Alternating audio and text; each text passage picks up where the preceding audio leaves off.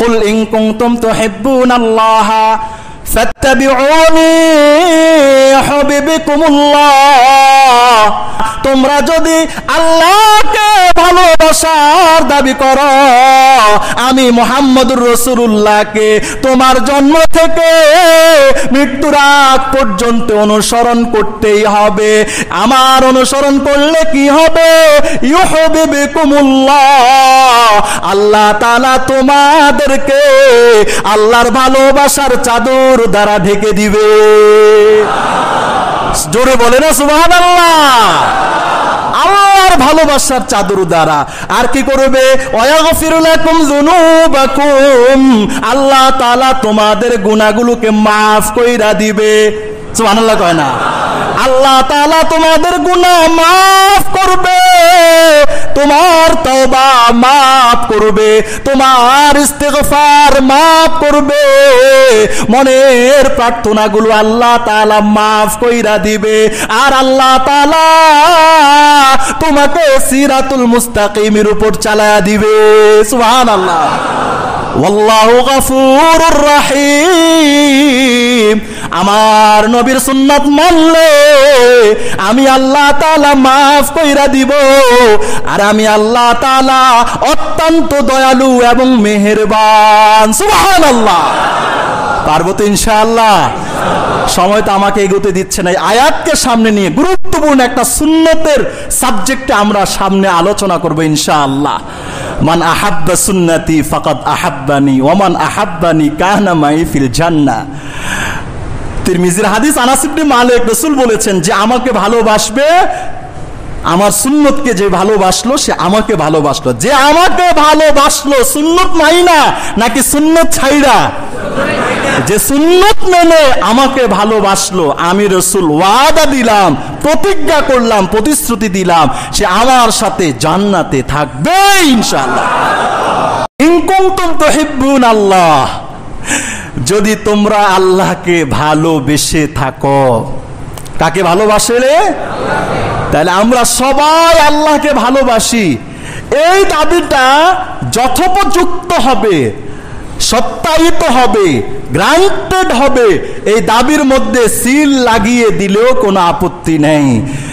পরবর্তীর কাজ পাওয়া গেলে দাবি ঠিক, পরবর্তীর কাজ না পাওয়া গেলে দাবি বেঠিক এবং মিথ্যা এবং প্রতারণা। পরবর্তী দাবি কি? ফাত্তাবিউনি ইউহিব্বুকুমুল্লাহ। আল্লাহ রাসূল বলেছেন আমাকে অনুসরণ করতেই হবে। সুবহানাল্লাহ বলে না? আমাকে অনুসরণ, আমার সুন্নতের অনুসরণ করতে পারলেই তুমি আল্লাহকে ভালোবাসার দাবিতে সত্যবাদী। কথা বলে না? কাকে ভালোবাসলে? আল্লাহকে ভালোবাসার দাবিদার আমরা মুমিন মুসলমান। যদি সত্যবাদী থাকি, মিথ্যাবাদী হতে না চাই, তাহলে আমাদের রাসূলের আদর্শে অনুসরণ করা লাগবেই লাগবে, বাঁচার কোনো উপায় নেই। তাহলে এবার আমি যদি বলি, শয়নে স্বপনে রাসূলের সুন্নত দরকার আছে না নাই? ঘুমের মধ্যে রাসূলের সুন্নত আছে না নাই? চলতে ফিরতে রাসূলের সুন্নত আছে না নাই? মসজিদে ঢুকতে বের হতে রাসূলের সুন্নত আছে না নাই? ইস্তিনজাখানায় ঢুকতে বের হতে রাসূলের সুন্নত আছে না নাই? যানবাহনে চলতে রাসূলের সুন্নত আছে না নাই? বিবাহের মধ্যে রাসূলের সুন্নত আছে না নাই? এখনকার বিয়া তো আর বিয়া না, এটা ভিন্ন কোন ধর্মের সংস্কৃতি মেলার মতো হয় আমাদের বিবাহ। ঠিক না বে ঠিক? এই একটা সুন্নত জিন্দা করতে গিয়ে কত হাজার হাজার কবিরা গুনাহ কামাইলেন। আগে তো সতর ঢাকতে হবে, সতর ঢাকার কাপড় থাকলেই না পাগড়ি বাঁধবো। ঠিক না বে ঠিক? কেন? আচ্ছা আমি যদি প্রশ্ন করি কেন আগে সতর ঢাকবো পরে পাগড়ি? কারণ সতর ঢাকা এটা ফরজ, আর পাগড়ি মাথায় দেওয়া সুন্নাহ। আপনারা যারা আসছেন পাগড়ি ছাড়া নামাজ পড়বেন, কি কোনো গুনাহ হবে? কোনো অসুবিধা হবে? আচ্ছা পাগড়ি পরে যদি নামাজ পড়েন, তাহলে পাগড়ি পরার কারণে একটু সওয়াব আপনার হবে। ঠিক না? কারণ রাসূল কারীম হাদিসের মধ্যে বলেছেন, আল ইমামা সিমাউল মালাইকা, পাগড়ি হলো ফেরেশতাদের সাজসজ্জা শোভা। সুবহানাল্লাহ বলেন না?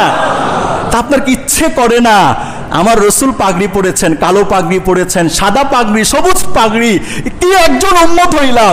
সারা জীবনে কত নামাজ পড়লাম, একদিনও পাগড়ি পড়লাম না। এবার নিজেকে বলে আরে কি উম্মত হইলাম, সারা জীবন নামাজ পড়লাম, একদিনও পাগড়ি পড়লাম না। অন্য সময় শার্ট প্যান্ট যাই পড়েন, অন্তত নামাজের সময় যদি একটা স্পেশাল শুক্রবারে যদি জুব্বার পাগড়িটা পরে আসে, চিনা যাবে উনি কি ইঞ্জিনিয়ার না খতিব সাহেব? চিনা যাবে, মনে করবেন বহুত বড় আলিমি দিন, কারণ এটা সুন্নাহ। এটা কি সুন্নাহ? এই জাতীয় সর্বক্ষেত্রে সুন্নাহ আছে না নাই? এই যে বললাম বিয়া শাদীর কথাটা, যে একটা সুন্নতের কাজ।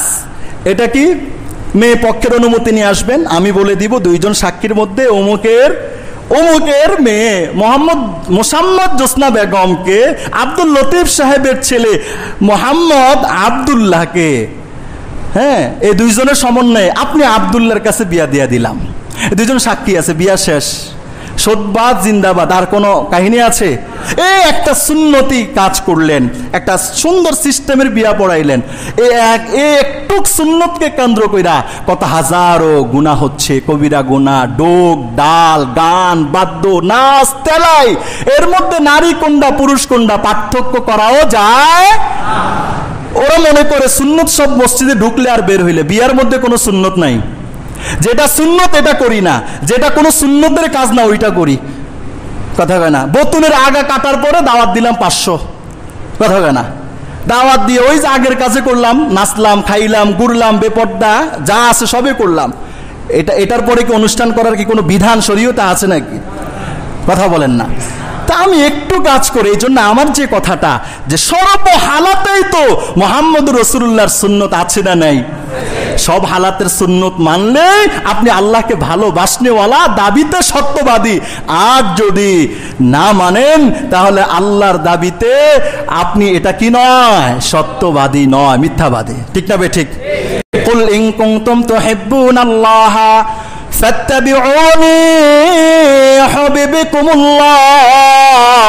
আল্লাহ তাআলার রাসূল বলেছে, আমার উম্মতরা তোমরা যদি আল্লাহকে ভালোবাসার দাবি করো, আমি মুহাম্মদুর রাসূলুল্লাহকে তোমার জন্ম থেকে মৃত্যুর আগ পর্যন্ত অনুসরণ করতেই হবে। আমার অনুসরণ করলে কি হবে?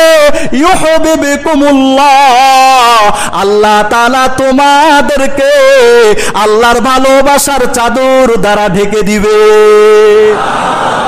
জোরে বলে না সুবহানাল্লাহ? আল্লাহর ভালোবাসার চাদর দ্বারা।